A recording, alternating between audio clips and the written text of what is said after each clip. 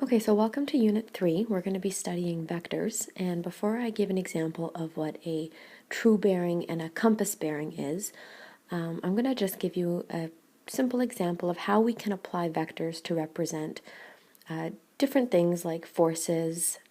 We can study velocity, displacement. A really quick example of how we can use vectors is a situation where, say, we want to move. Let's say it's a piece of furniture. So I'm just going to draw what could be pretty much anything that, say, we want to push along the floor. So if we're standing to the left of this object and we're pushing it towards the right, we would be applying a force in a forward motion, or we can simply give it the direction east since we're headed towards the right. And this quantity here would be described as a vector because it has two things. It has a magnitude. Magnitude, just think of magnitude as the number associated with the vector. We measure forces in newtons. So let's say we're pushing with a force of 20 newtons.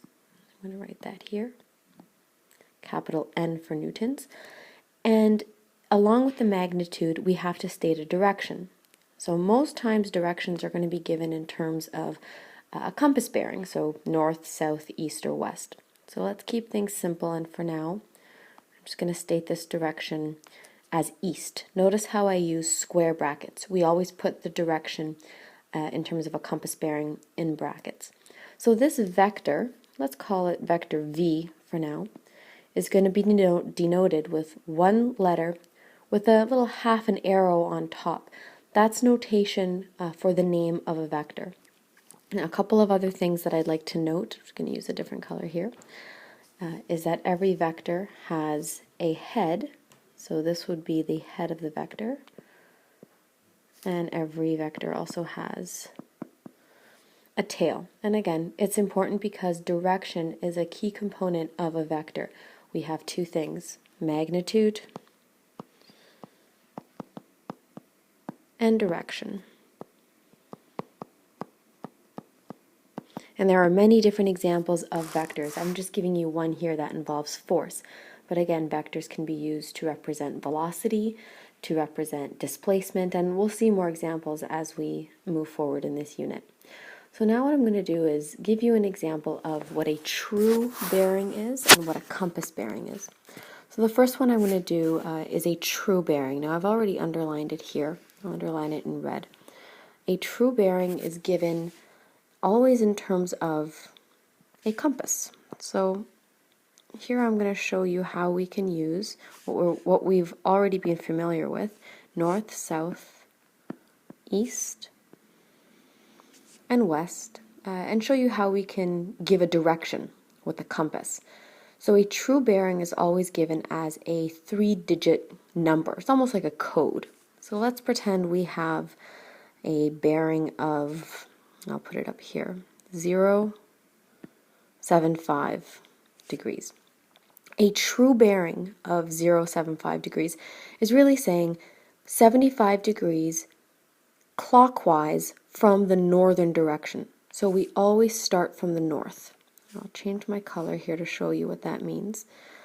So here's the northern direction. I'm going to turn 75 degrees clockwise from the north. That's a true compass bearing.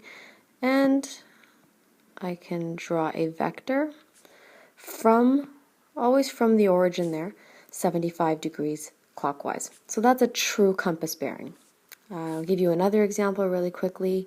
Let's go back to red. Let's say we had a true bearing of 280 degrees. Well, same idea. You start from the north and you're going to turn clockwise all the way around until you're at about 280 degrees, which would bring us our vector about there, since all the way around would give us 280 degrees.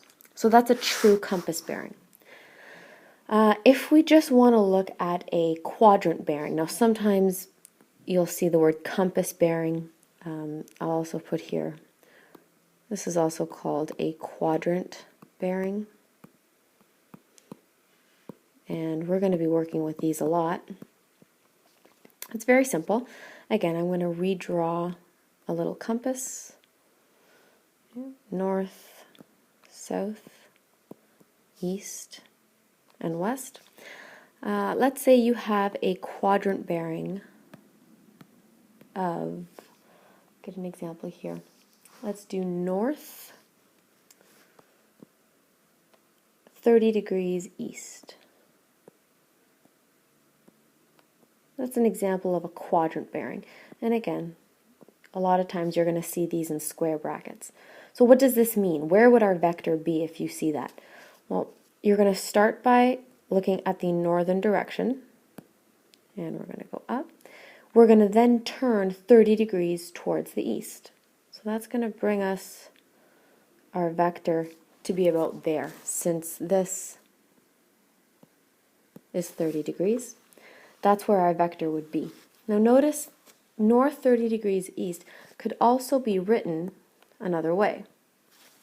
Since 30 degrees is that distance between the vector and the northern part of the compass, we know that that angle there has to be 60. Together, they make up a 90-degree angle. So I can just as easily state that direction as east, then turning 60 degrees north. Those two quadrant bearings are identical, and they mean the same thing. When you're answering questions for practice and for assignments and tests, it doesn't matter which one you state. It's totally up to you as long as you're stating it correctly. East 60 degrees north and north 30 degrees east would get you in the exact same place. A really quick other example before you move on with your lesson. Let's say I give you north, and let's do 40 degrees west. Well, where would that be? Again, start going north. We're going to turn 40 degrees towards the west direction. And that's not what I want to do. There's your vector. There's 40 degrees.